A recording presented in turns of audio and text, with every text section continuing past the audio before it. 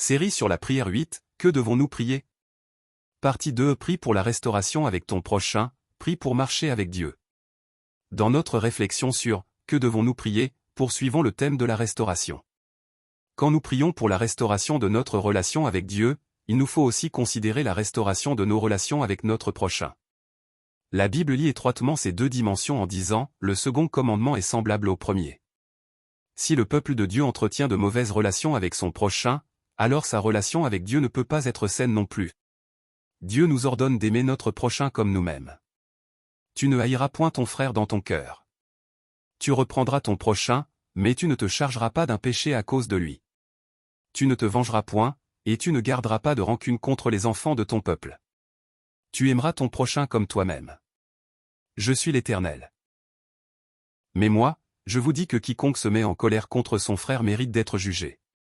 Si donc tu présentes ton offrande à l'autel, et que là tu te souviennes que ton frère a quelque chose contre toi, laisse là ton offrande devant l'autel, et va d'abord te réconcilier avec ton frère, puis viens présenter ton offrande.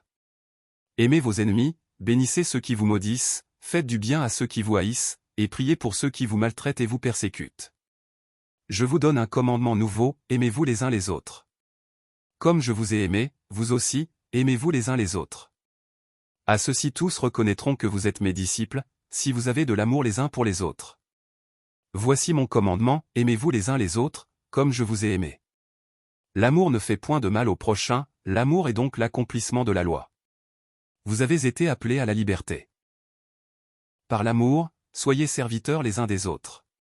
Car toute la loi est accomplie dans une seule parole, tu aimeras ton prochain comme toi-même.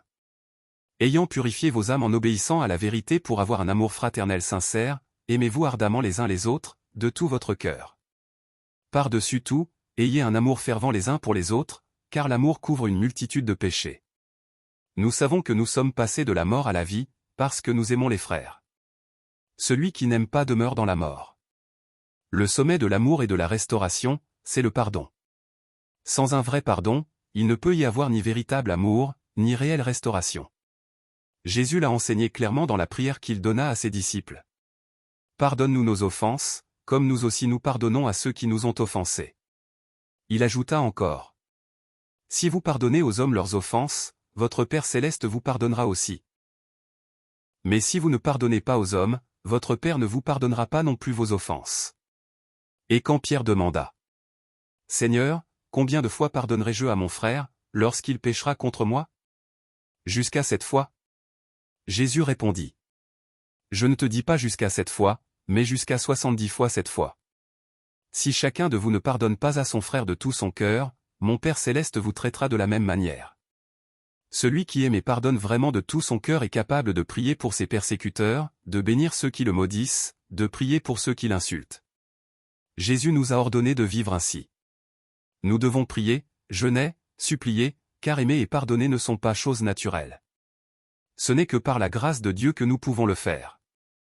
Voilà une prière que Dieu écoute avec joie.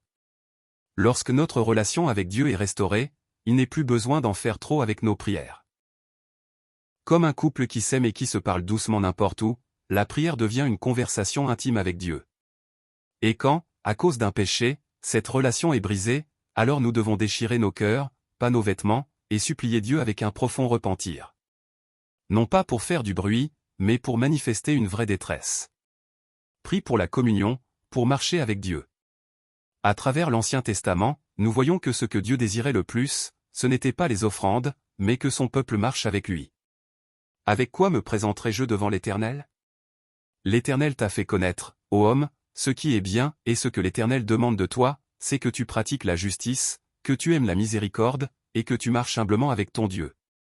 Plus que des milliers de béliers, plus que l'huile en abondance, plus que le sacrifice du Fils premier-né, Dieu veut que nous marchions humblement avec lui.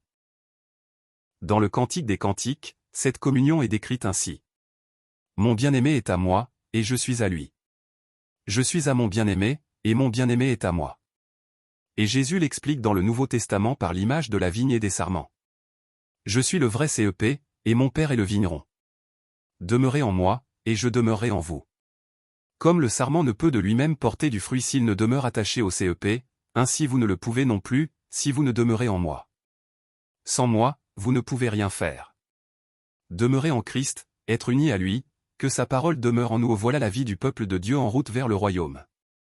Ce n'est pas chercher à profiter de Dieu pour satisfaire nos intérêts sur cette terre. C'est vivre comme lumière et sel dans ce monde, comme enfant de Dieu. Par nature, aucun de nous ne veut mourir ni se sacrifier.